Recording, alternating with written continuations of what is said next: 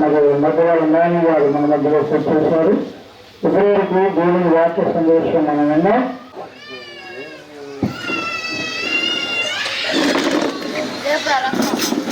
వైపు ఉండే విధంగా చిన్నప్పటి నుంచే ఎంతో భక్తి శ్రద్ధలతో పెంచుతూ మరి వారికి దేవుని యొక్క భక్తిని నాకు కళ్ళకి అర్థం చెప్పినట్టుగా ఇప్పుడు అంతేనా పాస్టర్ గారు?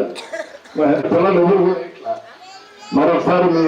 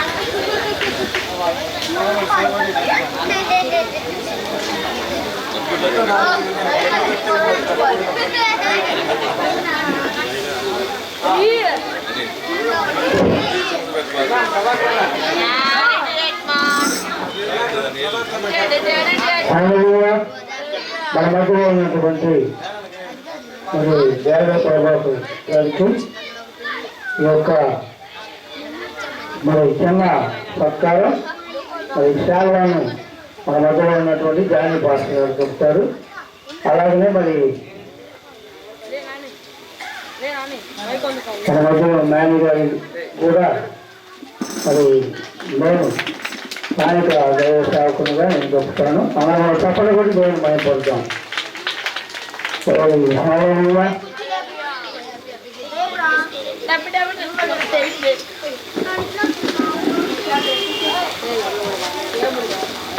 కూడా ప్రార్థన చేద్దాం. అందరం కూడా మహాపరిశుద్ధిగా ప్రేమ కలిగిన గొప్ప కలిగిన తండ్రి ఈ గంగనాథ ఆయన ఈ సమయంలో నేను ఈ ప్రాంతంలో ఉన్నటువంటి నాయన ప్రతి కుటుంబం నాయన తండ్రి నేను గణపరుస్తూ ఉంది. ఇదిగో ప్రభు ఈ సమయంలో తండ్రి ఇదిగోనైనా నీ యొక్క దాసుడు కుమారులు ఇదిగోనైనా దేగల ప్రభాకర్ గారిని అలాగనే ఆ ప్రియులు నాయన మేనీ గారిని ప్రభా మీరు ఆశీర్వదించండి, జీవించండి, బలపరచండి. రాబోయేటటువంటి కాలంలో అలా ఉన్నతమైనటువంటి పదవులు అధిరోహించడానికి మీ చిత్రంలో మీ అధికారాన్ని మీరు ఇవ్వండి నాయన.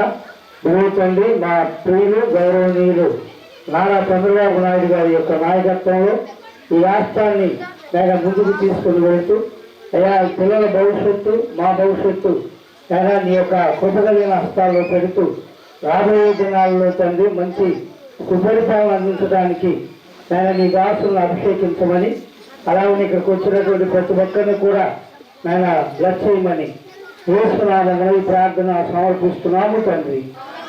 దాసరి యేసమ్మ గారు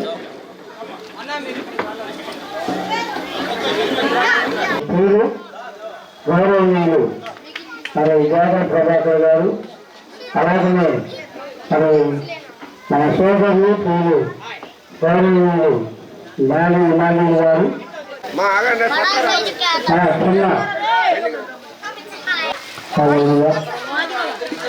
అలాగే కవ్వ నిర్మల మీరందరూ కూడా మీ వ్యక్తిగత ప్రార్థనలో జ్ఞాపకం చేసుకోండి, దేవుని మనం చూస్తుంది.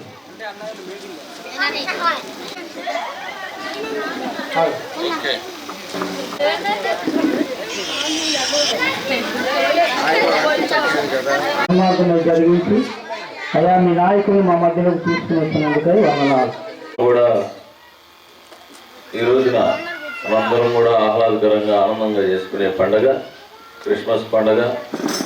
మనందరం కూడా దేవుడు ఆశీస్సులు ఉండాలని చెప్పేసి మరి మనందరం కూడా బిడ్డలతోటి మరి సౌభాగ్యంతో అందరూ కూడా కలకలాడాలని చెప్పేసి ఆ యేసు క్రీస్తు ఎవరైతే ఉన్నారో మరి దయాకరుణ గురించి మనందరూ కూడా తెలియజేసినటువంటి అది మనం కూడా ఆ మార్గాన్ని ఎన్నుకొని ప్రతి ఒక్కరు కూడా సేవ అందించాలని చెప్పేసి పక్కన వారి తోటి వారికి కూడా సహాయ సహకారాలు అందించాలని చెప్పేసి క్రిస్మస్ సందర్భంగా మనం ఒక మార్గాన్ని ఎన్నుకోవాలని చెప్పేసి ప్రతి సంవత్సరం వచ్చే క్రిస్మస్ పండగకి ఈ సంవత్సరం మన జీవితంలో ఒక మార్పు తీసుకురావాలంటే మనం క్రిస్మస్ రోజు ఏదో ఒక నిర్ణయం తీసుకొని మంచి మార్గం మంచిగా పక్కన వారితో సహాయ సహకారాలు అందించే విధంగా మనం మారాలని చెప్పేసి ఇటువంటి అతిపెద్ద పండగ అది క్రీస్తు జన్మదిన పండగ అంటే ప్రజలందరూ కూడా అత్యధిక మానవాళి చేసుకునే పండగ, ప్రపంచ పండగ.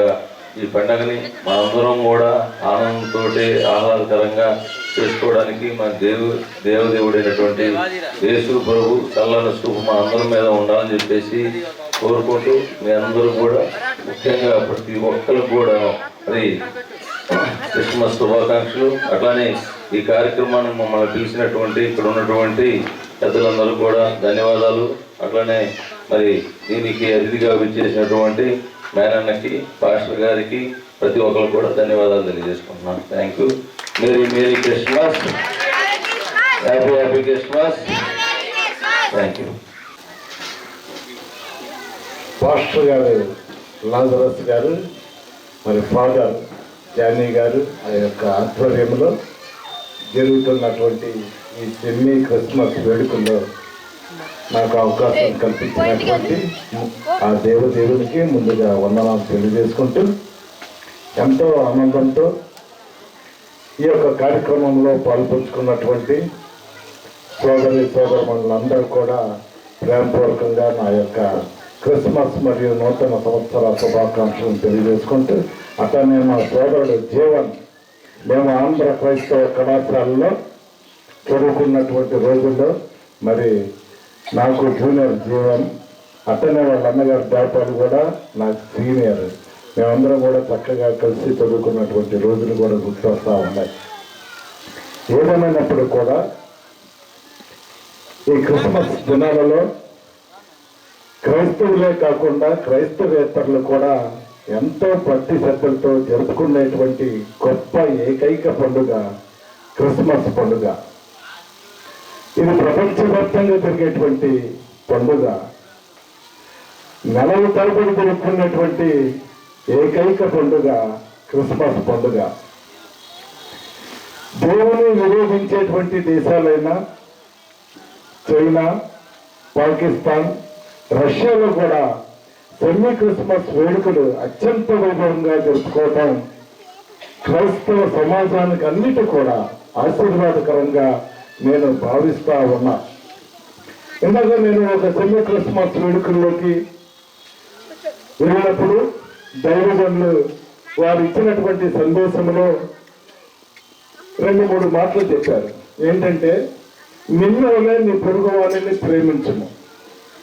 క్రైస్తవులు అంటేనే ప్రేమ కలిగి, కరుణ కలిగి, ఎంతో భక్తి శ్రద్ధలతో ముందుకెళ్ళేటువంటి వారు క్రైస్తవులు. క్రైస్తవ విశ్వాసం అనేది చాలా గొప్పది. ఎందుకంటే ఎంతో మంది క్రైస్తవేత్తరులు కూడా ప్రభు చెప్పినటువంటి బోధనని మార్గంగా తీసుకొని నచ్చేటువంటి వారు. ఈ దేశంలోనూ ఈ ప్రపంచంలో అనేకమైనటువంటి మార్పులు తీసుకొచ్చినటువంటి వారు క్రైస్తవులుగా అందరూ చెప్తా ఉంటారు. అటువంటి క్రైస్తవుల గురించి ఆలోచన చేసినటువంటి వ్యక్తి నాయకుడు, మన ప్రీతమ నాయకుడు నారా చంద్రబాబు నాయుడు గారు. ఆర్థికంగా, రాజకీయంగా, సామాజికంగా అన్ని రంగాల్లో కూడా వెనుకబడి ఉన్నారు. వారికి చేయూతనివ్వాల్సిన అవసరం ఉంది.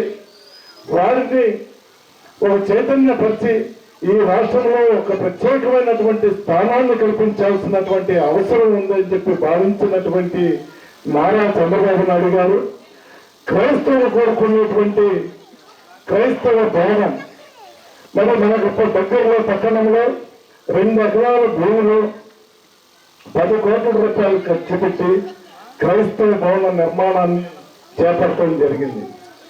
అంతేకాకుండా ఆ రోజు మనం పెద్దలందరూ కూడా ఇంకొక 6 కోట్ల రూపాయలు ఇవ్వమన్నప్పుడు 6 కోట్ల రూపాయలు కూడా ఇవ్వటం అనేది జరిగింది. కానీ ఈ రోజున మరి ఆ యొక్క భవనం 95% అయినప్పుడు కూడా మరి ఈ రోజు ప్రారంభించలేకపోవటం అనేది చాలా బాధాకరమైనటువంటి విషయం. ఎందుకంటే మనం అందరం కూడా చాలా ఆశపడ్డాం. క్రైస్తవ మతం కలిగినటువంటి వ్యక్తి ఈ రాష్ట్రానికి నాయకుడైతే క్రైస్తవ యొక్క విశ్వాసం ముందుకెళ్తుంది, శాంతి సమాధానాలతో ఈ రాష్ట్రం ముందుకెళ్ళింది అని చెప్పి అందరం కూడా భావించాం.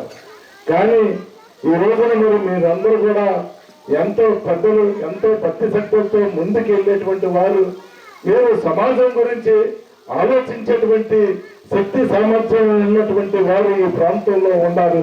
మీరందరిని కూడా నేను రెండు చేతులు ఎత్తి నమస్కరిస్తూ ఒకటే అడుగుతున్నాను, ఒకసారి ఆలోచన చేయమని చెప్పి అడుగుతున్నాను.